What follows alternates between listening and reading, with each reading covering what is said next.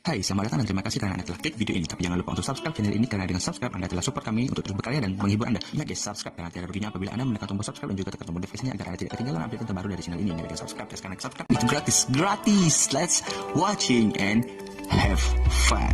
What's up guys, welcome back to my channel Nas 18.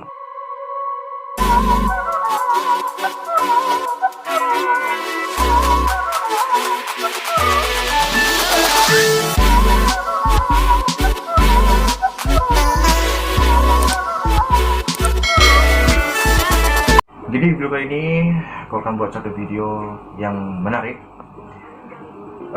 Di segmen kali ini adalah video KC, kongsi cerita. Cerita ini dikisahkan, mungkin kisah ini adalah kisah benar. Aku dapatkan sebuah chat ini dari akun Instagram, jangan bapers, ada pakai S belakangnya. Jadi untuk video kali ini adalah cerita-cerita tentang kisah sedih, kisah silam, ataupun kisah-kisah yang menarik yang sudah lepas. Dan kenapa aku guna bahasa Malaysia?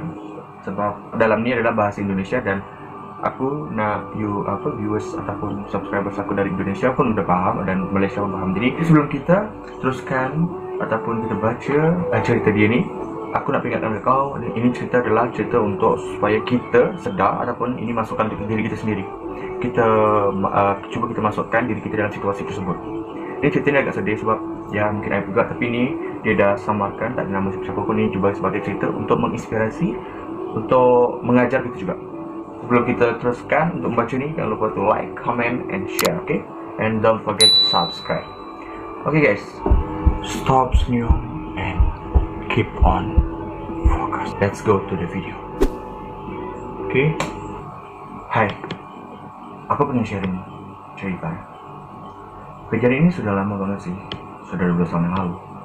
Tapi semoga bisa jadi pembelajaran buat adik-adik dan semua cewek-cewek. Jadi cakap, cerita ini dari 12 tahun yang lalu. Semoga bisa jadi pembelajaran untuk budak-budak zaman sekarang, and then perempuan-perempuan di luar sana. Di tahun 2007, aku masih kelas 3 SMP dan sudah pacaran. Jadi di tahun 2007, di kelas 3 SMP, maksud dia sekarang dia form 3 di Malaysia, dan sudah pacaran punya Pak Uwa. Okay. Pacarku ini 7 tahun lebih tua.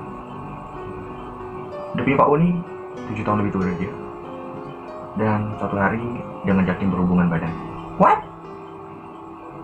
Oke, budak umur 15 tahun diajak seksual sebab dia punya Pak Wan ni 7 tahun lebih tua dari dia.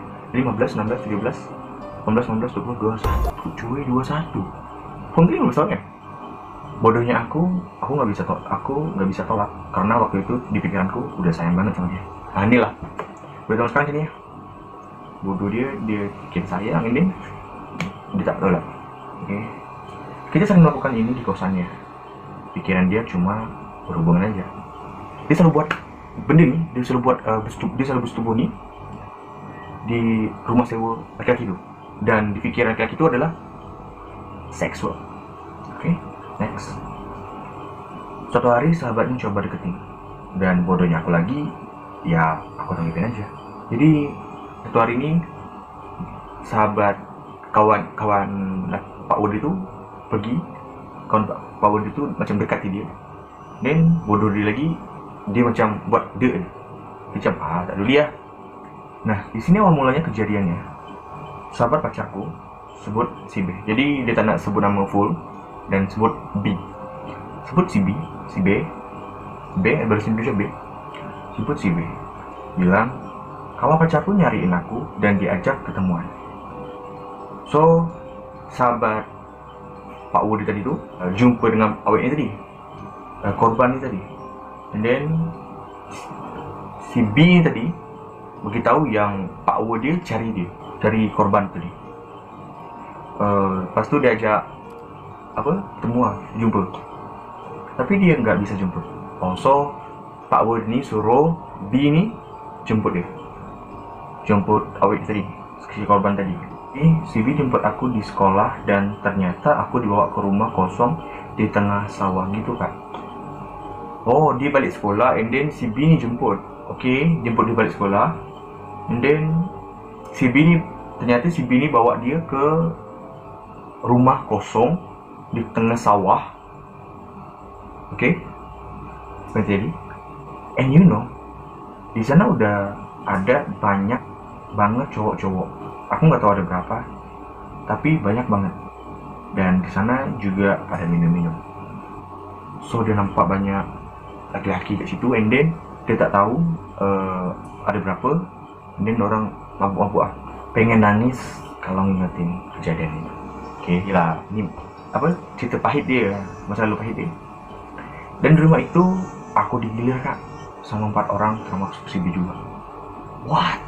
Jadi di tempat ini, di rumah tuh dia dirogol konsep gangbang bergilir sama 4 orang. Kau dapat bayangan tak kalau ini terjadi dekat orang?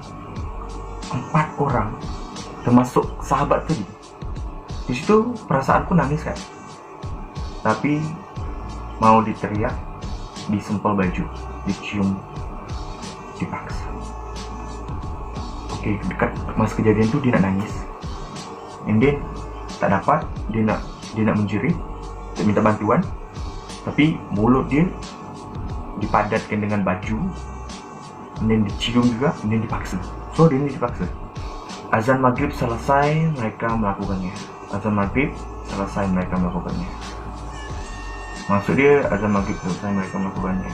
Mungkin maksud dia adalah setelah azan maghrib ataupun sebelum azan maghrib dia dah selesai dah buat. Dan aku lihat si B ini nerima uang 500 ribuan kak, dan aku dikasih cuma 50 ribu. So dia dapat tengok si B tadi, dia dapat 500 ribu. 500 ribu Indonesia tu mungkin kat sini nih. Dan aku dikasih uang cuma 50 ribu. So 50 ribu kalau dari ringgit Malaysia dia adalah nih. Dia bilang maaf ya, dan ternyata aku dijual sama dia. What? Guys, dia okay. Dia dijual oleh si B tadi. Kan B itu cuma kawan. Okay, bodohnya aku cuma bisa nangis, nggak coba untuk teriak atau lari. Oke, ini di situasi sangat berat. Di situasi dia yang sangat berat, dia hanya dapat nangis dan dia tak coba untuk menjerit atau lari. Oke, mungkin dia merasa macam di tempat dia kan. Ramai pun adalah mungkin kawan-kawan tempat dia. Oke, next. Nah, dan itu kejadian bulan Februari, dan bulan Juni, bulan Mei ataupun Juni sudah hujan nasional. Wow. Jadi guys, di sini kejadian dia tuh bulan Februari, and then dan di bulan Mei, mulai Mei ataupun Julai dia UN, ataupun kita kat sini dia ada seperti PT3 ataupun SPM. Kalau PT3, dia PT3. Oh ya guys, kalau orang dari Malaysia orang mesti tahu, kalau Indonesia ni dia gunakan sistem 6 bulan, faham? Jadi orang ni dia bulan 6 dia naik kelas macam kita. Kalau kita bulan 12 kan, kalau dia orang bulan 6. So bulan 6 dan sambung 8, 9, 10. Lepas tu tahun depan dia tetap di kelas yang sama, di tingkatan yang sama, and then dia sampai bulan 6 baru naik kelas lagi. Kalau dekat Malaysia dia dari bulan 1 sampai bulan 11 macam tu kan, and then tahun depan kita naik lagi kan, kita naik kelas. And then kalau dia sistem di tengah bulan 6, tak tahu kenapa. Nah, di sini aku telat datang bulan kan. Okey, setelah kejadian tu dia tak datang bulan, dia lambat datang bulan. Okey, aku coba beli test pack dan hasilnya positif. Dia coba beli test pack and then hasilnya positif mengandung. Ibuku sempat curiga kenapa kok telat? Aku jawab saja mungkin stres mikirin ujian bu. Jadi ibu dia ni, mak dia tanya kenapa lambat datang bulan. And then dia jawab mungkin dia stres sebab fikir ujian. Kalau stres lambat datang bulan ke? Okay, yang perempuan kalau tahu komen di bawah. Aku bingung harus gimana. Aku hubungi si B, nomor gak aktif, rumah kosong, sama sekali gak bisa dihubungi. Pacarku itu juga gak bisa dihubungi. Oke, setelah dia tahu yang dia ni mengandung, dia tak tahu macam mana. And then dia cuba kontak dengan si B tadi, dan nombor tu tak aktif. Oke, dan dia pergi kat rumah tu kosong, sama sekali tak bisa dikontak diorang. And then dia punya power pun lepas tu hilang. Macam dia tak dapat kontak power dia. Kalau kau lah yang tengok video ni, kalau kau yang buat tu, kau tak kasihan juga tengok budak umur 15 tahun harus menahan perit macam ni. What? Kau dah hancurkan masa depan dia ke tak? Benar-benar ngerasa sendiri dan pengen bunuh diri aja. Oke, nih banyak kejadian macam ni. Kena rogol, kena ni, kena tu. And then dia tak tahu buat apa. Dia banyak macam tau. Satu sisi dia malu, di satu sisi lain dia takut kena marah. Dia tak nak mak bapak dia tanggung malu. Dia takut kena ni kena tu ke dengan siapa-siapa. And then dia stres, dia akan cuba untuk bunuh diri. Itu jalan terakhir bagi orang yang stres sangat and then jauh daripada Tuhan. Akhirnya dibawalah aku ke bidan, dan ketahuan aku sudah hamil 5 bulan. So parents dibawa dia ke bidan, and then kantoi dia dah pregnant 5 bulan. Bisa bayangin gak kak? Anak SMP udah hamil 5 bulan tanpa tahu siapa bapak anak ini. Ya, korang coba komen ke bawah macam mana perasaan korang dengar cerita ni. Oke, budak form 3, dia terpaksa menanggung beban, hamil, dia pregnant 5 bulan tau. 5 bulan, dia pregnant 5 bulan. Dan cuba korang bayangkan, dan dia tahu siapa bapak dia. Dia tak tahu siapa bapak dia. Dia kena mempak orang kot. Takkan pampak jadi bapak dia. What? Aku ini anak tunggal.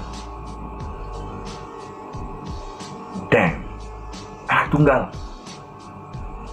Jadi bapakku yang paling terpukul dengan semuanya. Dia merasa aku gak bisa jaga anak satu-satunya. Ya, bapak dia paling sakit lah, paling terpukul. Sebab dia tak dapat jaga anak dia satu-satunya anak dia. Kalau aku cari kan, aku tanya aku sedek, aku boleh report juga. Sebab ni kes rogol, kita boleh report. Ambilannya orang tua melarangku untuk aborsi. So the parents ini melarang untuk gugurkan budak tu, gugur anak dia, dan mereka bersedia merawat anakku ini. Wow, gila. Bayangkan, di satu sisi mak kau, parents kau, aku merasakan macam ini anak budak umur 15 tahun and then mengandung, and then jiran-jiran dia, kau tahu kan jiran-jiran macam mana? Iyalah sekarang gibah, gosip semua kan. And then di satu sisi mak dia sanggup rawat anak tu. Kalau korang pernah dengar ataupun kawan-kawan korang pernah macam ni, komen di bawah. Anakku lahiran prematur kak. Prematur, apa tuh? Kalau korang tahu, komen di bawah. Di umur 7 bulan sudah lahir karena aku masih terlalu muda untuk hamil dan melahirkan. Prematur. Di umur 7 bulan sudah lahir. So means anak dia operation sesar ini ambil. Ini air mata. Soalnya tabung lah. Tak tahu kalau korang tahu, komen di bawah. Alhamdulillah sampai sekarang orang tua aku masih merawatnya, dianggapnya seperti anak sendiri. Oke. Sekarang nih apa? Parents dia ambil anak tuh dan rawat, and then dia anggap cucu dia tadi tuh anak dia. Cucu tadi anak dia. Mungkin. Sekarang aku sudah menikah. Suamiku menerima masa laluku. Wow. Salute bro, salute. Aku salute dengan laki-laki ini. Ya, masa lalu dia, biarlah masa lalu dia. Yang kita akan bina sekarang dan masa depan dia. Oke, masa depan. Bukan masa lalu. So, kalaulah terjadi dekat korang, dan takkan kan. Macam jodoh tu dah di tangan Allah. Jodoh tu di tangan Tuhan. Dan kalau tu dah jodoh kau, tu lah terima je lah. Dan ya, aku pribadi kalau aku dapat macam perempuan macam ni, aku takkan tengok pun belakang dia macam mana. Asalkan dia tulus cinta kat aku, and then ya tak macam mana pun dah blink tau tengok cerita ni. Dan anakku sampai saat ini belum tahu jika kakaknya ini adalah ibunya. Damn.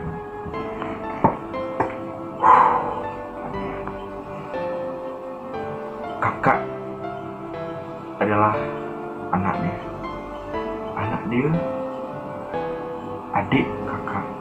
Okay, dia anak tunggal, and then dia punya anak tu adalah adik dia.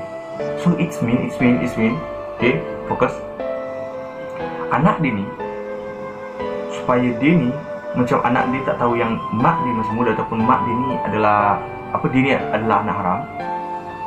And then jahat tu lah aku dekat anak haram, anak lo nikah. So mak dia macam jadikan cucu dia tadi adalah anak dia. So macam korban ni tadi adalah adik lah. Alright. Next. Selalu nangis kalau harus cerita ini. Ya, aku pun sedih juga sebab kejadian ni memang jika ingin dipublish, mohon nama disamakan ya. Terima kasih Kak sudah mau dengerin ceritaku. Ya, ini pun privasi juga kan. So guys, kita dapat iktibar dia. Sebelum kau buat tu, kau cuba fikir karma tu adil. Karma is real guys. So korang sebelum buat tu korang fikir lah. Kalau korang dah janji ataupun korang dah tahu yang ni, aku tak tahu nak cakap macam mana. Mungkin ni dapat jadi pembelajaran aku juga. And then ya, kita semua juga hargailah perempuan guys. Islam datang untuk mendirikan martabat perempuan. So kalau Islam, fikir aku sedih juga tengok ni. Aku tak tahu ni cerita real atau bukan, tapi ini adalah satu dari postingan Jangan Bapersss. So guys, kita ada di akhir video ni. So kalau korang ada cerita yang menarik, DM aku dekat Instagram Nas18, and then DM aku je. Dan jangan takut, aku akan samarkan nama, aku akan cover nama kau, aku akan privasikan nama kau, aku akan samarkan nama kau. Dan komen di bawah apa perasaan kau berbeda dengan cerita ni. So you guys, dari cerita ni kita dapat iktibar dia juga. So untuk korban ni, aku rasa memang aku salut dekat kau sebab kau tak bunuh diri, and then kau dapat berdiri lagi, kau dapat congakkan lagi, kau dapat lawan rasa-rasa macam ni. Kau memang terbaik. Okay, kau memang terbaik. So guys, don't forget to like, comment, and subscribe, and share video ni. Kalau video ni bermanfaat untuk korang, share. And then kalau korang juga punya cerita-cerita yang menarik atau cerita-cerita sedih, cerita-cerita yang boleh memberikan iktibar kepada kita semua, DM aku kat Instagram. Okay, then aku akan bacakan di sini. Salam jiwa.